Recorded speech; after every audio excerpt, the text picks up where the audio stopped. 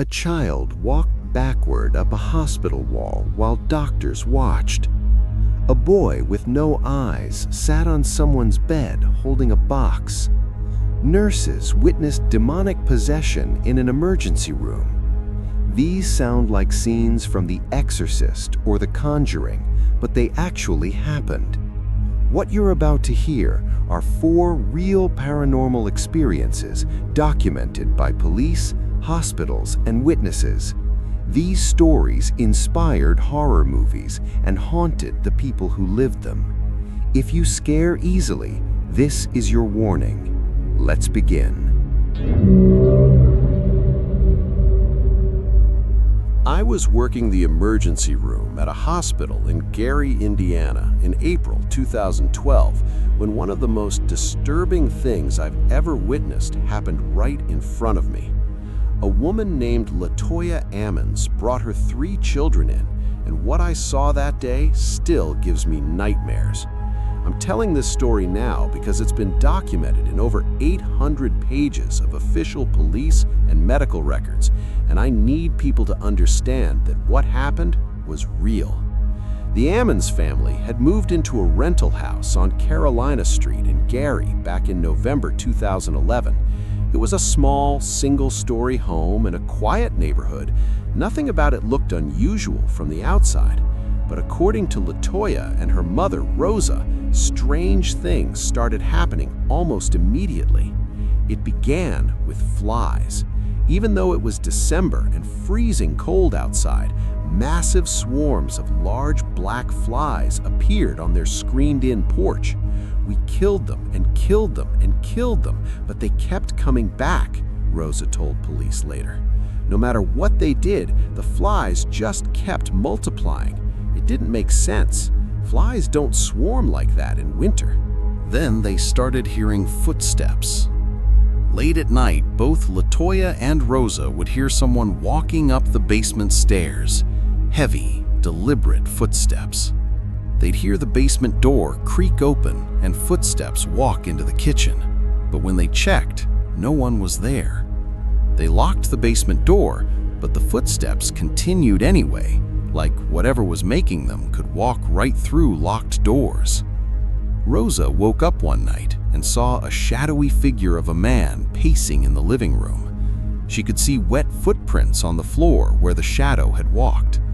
When she turned on the lights, the figure disappeared, but the wet footprints remained. The family was terrified, but things were about to get much worse. The children started acting strange. Latoya's 3 kids, ages 7, 9, and 12, would suddenly speak in deep, adult voices that didn't sound like them at all. Their eyes would bulge out, and their mouths would curl into unnatural grins. They'd whisper things like, "It's time to die," and "I will kill you."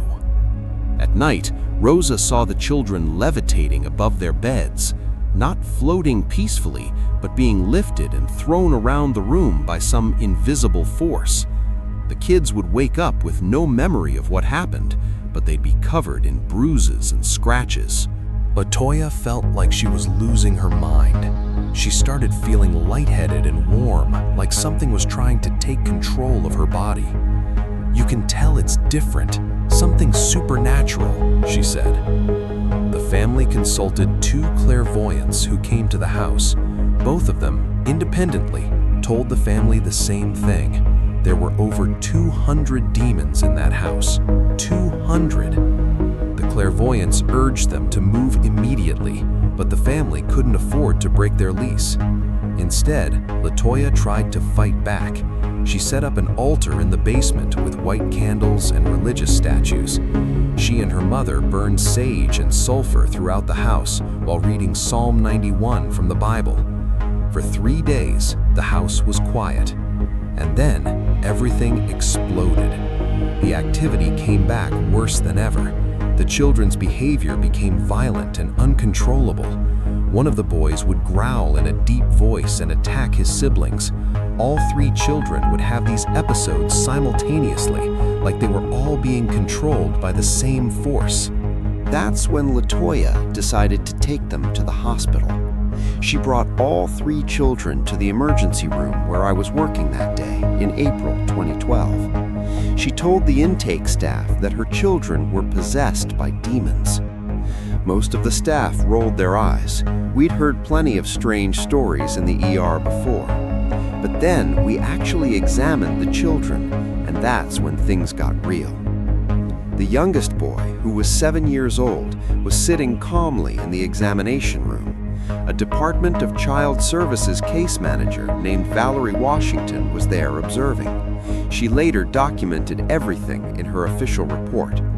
The boy was speaking normally, answering questions, but then someone mentioned the demons, and the boy's entire demeanor changed. His voice dropped several octaves into this deep, growling adult male voice. It wasn't a child trying to sound scary. It was physically impossible for a 7-year-old's vocal cords to produce that sound. Then his eyes rolled back into his head until you could only see the whites, and he smiled. Not a child's smile, but this evil, knowing grin that made everyone in the room take a step back. What happened next, I will never forget as long as I live. The boy stood up from his chair, and then he started walking backward. Not stumbling or falling, walking perfectly backward in a straight line. He walked backward across the room, then put his hands behind his back on the wall, and then he walked up the wall, backward, up the hospital wall, like gravity didn't exist. I watched a 7-year-old child walk backward up a wall and across part of the ceiling, while multiple medical professionals and a DCS case manager stood there in shock. The DCS worker Valerie Washington documented this in her official report. The family physician, Dr. Jeffrey Onyeikwu, witnessed it. 3 nurses saw it. A psychologist saw it. The boy didn't make it all the way to the ceiling before he fell or was thrown back down. He landed hard on the floor and seemed to snap out of whatever state he'd been in. He looked around confused, like he didn't know where he was or what had just happened. The entire room went silent.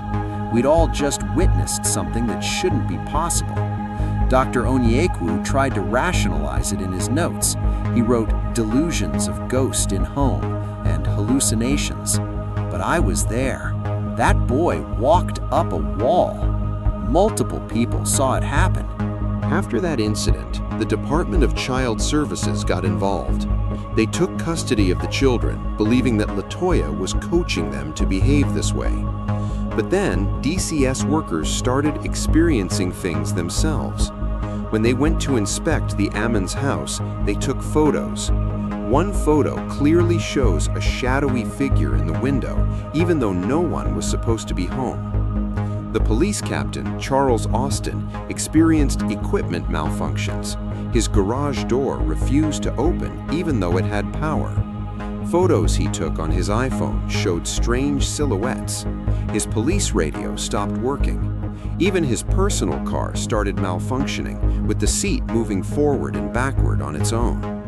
A Catholic priest named Father Michael Maginot got involved.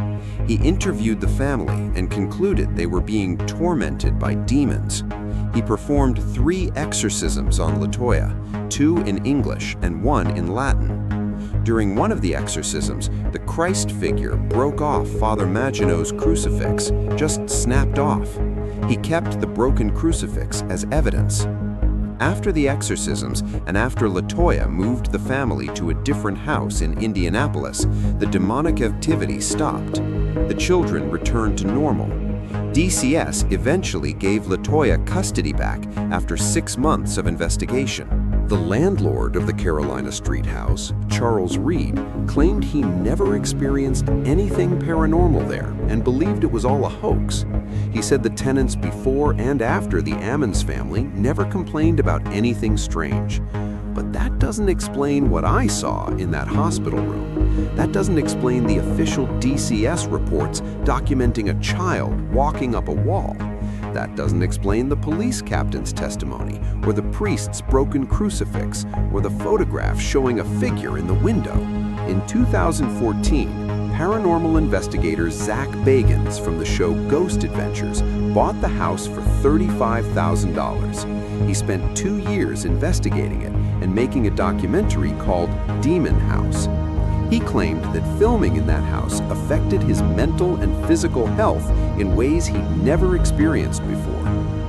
In 2016, he demolished the house completely.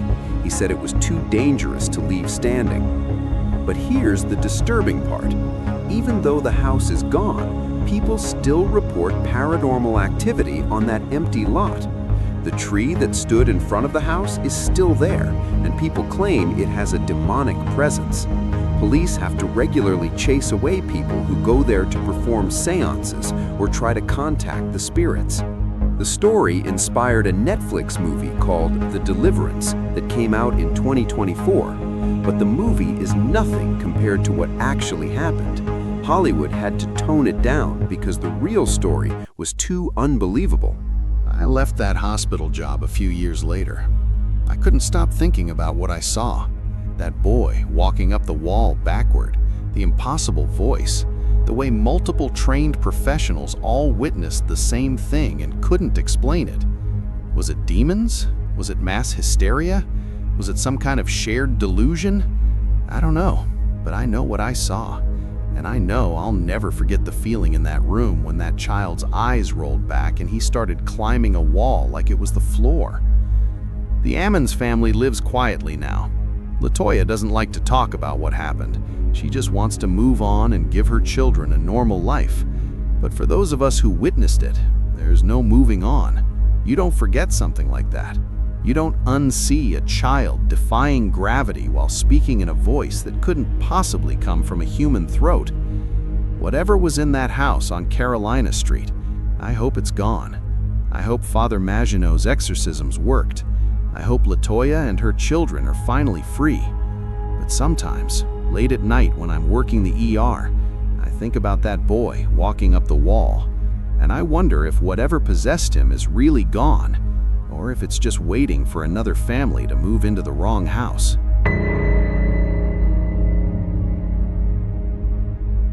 This happened to me when I was 10 years old. I'm 34 now, and I still think about it constantly. I've never been able to explain what I saw or why it happened to me. All I know is that it was real, and it changed how I see the world.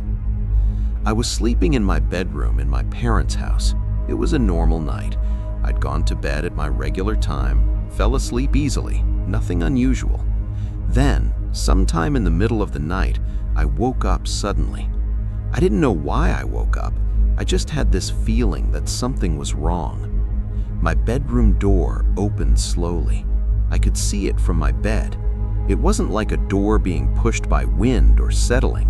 It opened deliberately, like someone was opening it carefully so it wouldn't make noise. Then I felt someone sit down on my bed. I felt the mattress sink under their weight. I felt my leg being grazed, like someone's hand brushing against it. The bed shifted and creaked the way it does when an actual person sits down. My first thought was, it's just Mom. My mom would sometimes check on me at night, so it made sense. I opened my eyes to tell her I was fine and to go back to bed. It was not my mom. Sitting at the foot of my bed was a boy about my age, maybe 9 or 10 years old. He was wearing normal clothes, like jeans and a t-shirt. He looked like he could be a kid from my school, except he had no eyes. Where his eyes should have been, there were just black, empty sockets, deep, dark holes. Not like he was injured or his eyes had been removed, just nothing. Empty space where eyes should exist. I was frozen. I couldn't move or scream. I just stared at him. The boy extended his hand toward me. In his hand was a small box, like a jewelry box or a gift box. He was offering it to me. I don't know why, but I reached out my hand to take it. Maybe it was curiosity. Maybe I was too shocked to think clearly, but I reached for the box. The boy pulled it back, like he was teasing me or testing me. He pulled the box away just as my fingers were about to touch it. I reached out again. This time I said out loud, "Give it." My own voice broke whatever trance I was in. I blinked, and when I opened my eyes again, he was gone. Just vanished. The weight on my bed disappeared. The room was empty. The door was closed, even though I knew I'd seen it open and I knew I hadn't heard it close. I sat up in bed, breathing hard, my heart pounding. I turned on my lamp and checked my entire room. Under the bed, in the closet, behind the curtains, nothing. No boy, no box, no evidence that anyone had been there. But I know what I felt. I felt someone sit on my bed. I felt the weight, the movement of the mattress, the brush against my leg. And I saw that boy as clearly as I'd see anyone. He wasn't transparent or ghostly. He was solid and real, sitting right there at the foot of my bed. The empty eye sockets haunt me the most. They weren't gruesome or bloody. They were just empty, like looking into deep black holes. And the way he held out that box, like he was offering me something or trying to make some kind of deal. I told my parents the next morning. My dad thought I had a nightmare. My mom seemed more concerned, but didn't really know what to say. They checked my room and didn't find anything unusual. For weeks after, I couldn't sleep. I'd lie awake, waiting for my door to open again, waiting to feel that weight on my bed, wondering if the boy would come back and what he wanted from me. Was he a ghost, a spirit, some kind of entity that visits children? Was the box a test? If I'd taken it, would something bad have happened? Or was I supposed to take it and I failed some kind of supernatural challenge? I've researched black-eyed children and similar paranormal encounters. There are stories of children with completely black eyes showing up at people's doors or cars, asking to be let in. But this was different.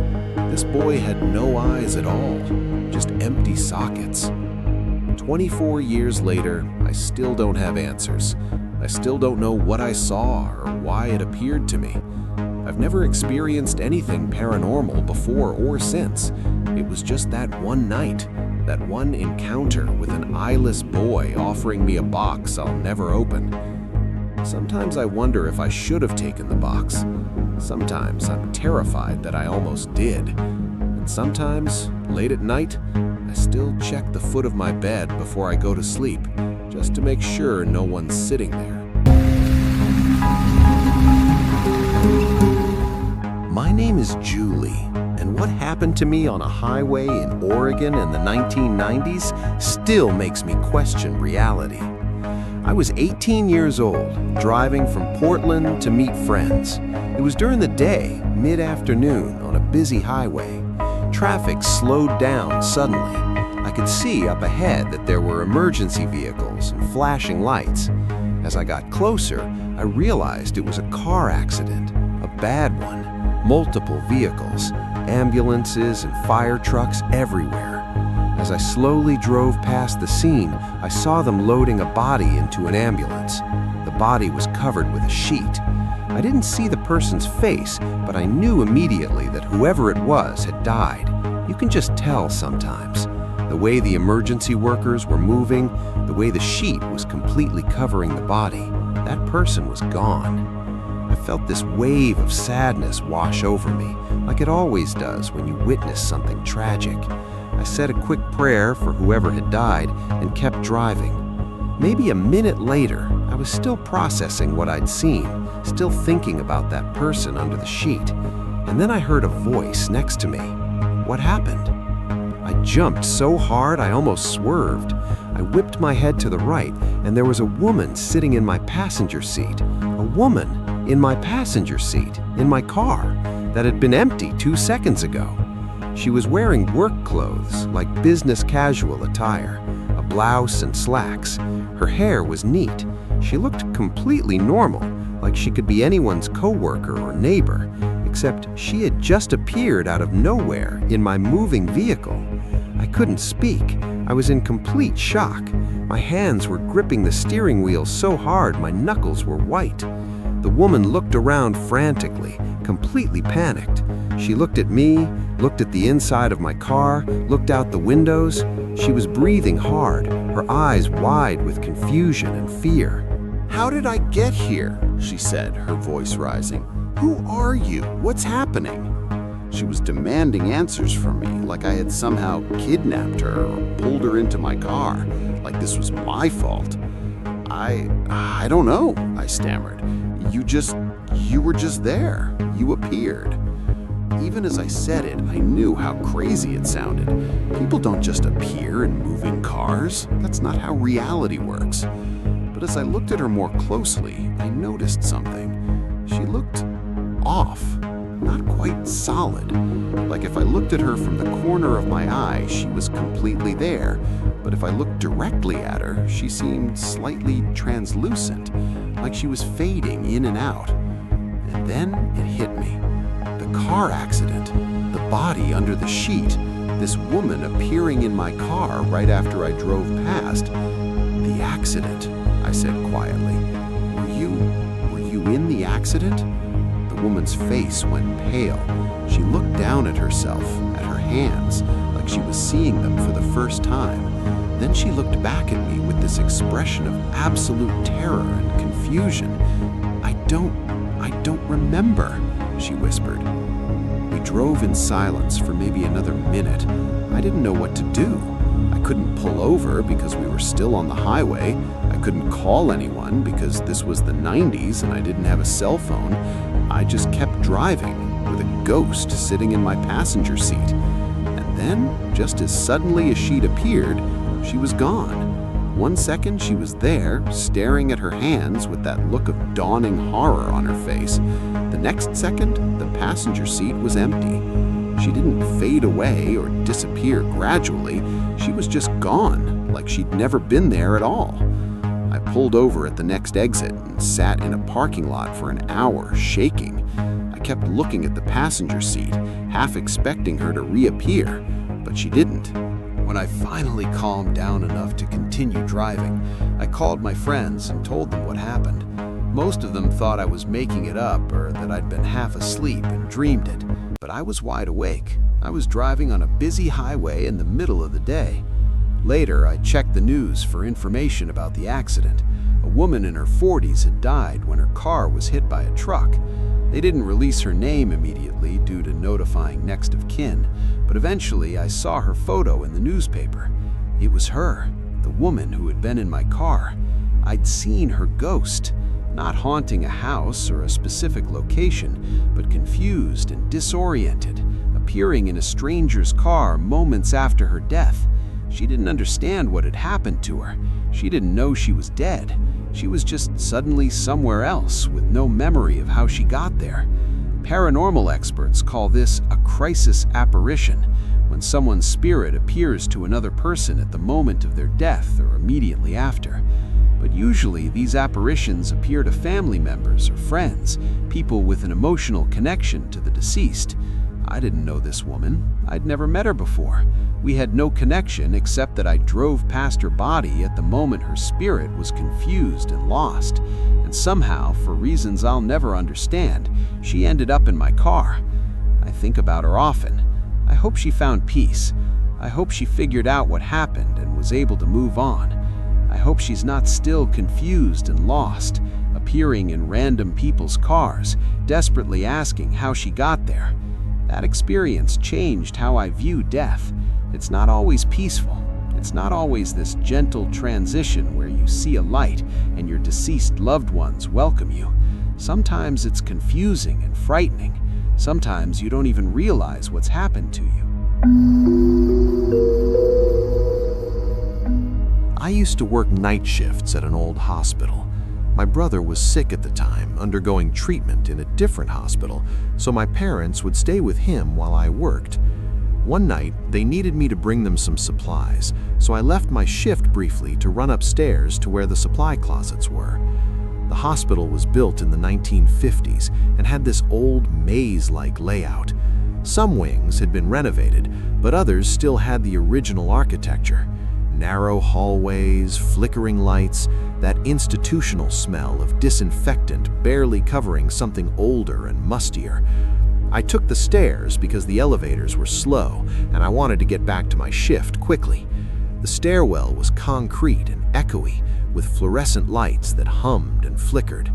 As I reached the landing between floors, I saw a door I'd never noticed before. It wasn't marked with a floor number or any signage, just a plain gray door, slightly ajar. I almost walked past it, but something made me stop. Curiosity, maybe, or something else, some instinct that told me to look to the right. I stuck my head through the doorway and looked right. There was a set of stairs leading down into complete, absolute darkness. Not just dark because the lights were off. Dark like a void, like the darkness was physical and solid. The stairs descended into nothing, and I couldn't see where they ended. I froze. I couldn't move. I couldn't even breathe. Then I heard screaming in my head. Not out loud, but inside my skull, like someone was screaming directly into my brain. Multiple voices overlapping, shrieking and wailing.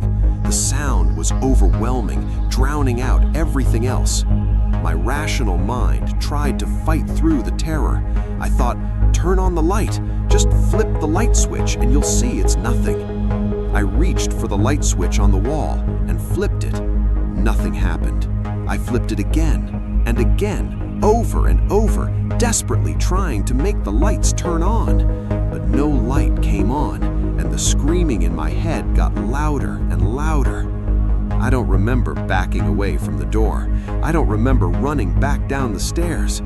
The next thing I knew, I was back on my floor, gasping for air, my heart pounding so hard I thought I might pass out. I told myself I'd imagined it, that I was tired from working nights, that the smell had been some kind of gas leak and I'd hallucinated the rest. But the next shift, I went back to that stairwell during daylight hours. I wanted to prove to myself that it was nothing. The door wasn't there. I walked up and down those stairs 3 times. There was no gray door between the floors, just solid concrete walls. No closet, no broom, no dark staircase leading down into nothing. I asked other staff members if they'd ever seen a door in that stairwell. Most of them looked at me like I was crazy, but one older nurse who'd been working there for 30 years got this look on her face when I described it. "Don't go looking for doors that aren't supposed to be there," she said quietly, "especially not in the old wing. Some doors are better left closed." She wouldn't explain what she meant, and she refused to talk about it any further. Years later, I learned that the hospital had been built on the site of an old psychiatric facility. In the early 1900s, that facility had underground tunnels and treatment rooms in the basement where they performed now illegal procedures on patients. Electroshock therapy, lobotomies, isolation treatments. Some of those underground areas were sealed off when the new hospital was built, but the tunnels still exist beneath the building. Maintenance workers sometimes hear sounds coming from below. Security guards report strange readings on their equipment in certain areas. I don't know if what I saw was a door to those old tunnels. I don't know if the screaming I heard was residual energy from patients who suffered down there decades ago. I don't know why the door appeared to me that night and then was gone the next day. What I do know is that I never took those stairs again. I'd wait for the slow elevator, or I'd take the longer route through the hospital to get where I needed to go, because I never wanted to see that gray door again. I never wanted to look down those stairs into that darkness and hear those screams. Some doors aren't meant to be opened. Some screams echo long after the people who made them are gone. These 4 stories are documented by witnesses, medical professionals, and police reports. The Gary Demon House inspired a Netflix movie. The Eyeless Boy was shared by thousands online. The crash victim ghost has been researched by paranormal investigators, and hospital hauntings are reported worldwide. If these true paranormal stories disturbed you, smash that subscribe button and hit the bell icon. Drop a comment with your own unexplained experience. You might be featured next. Remember, the scariest stories are the ones that actually happened. Stay safe out there.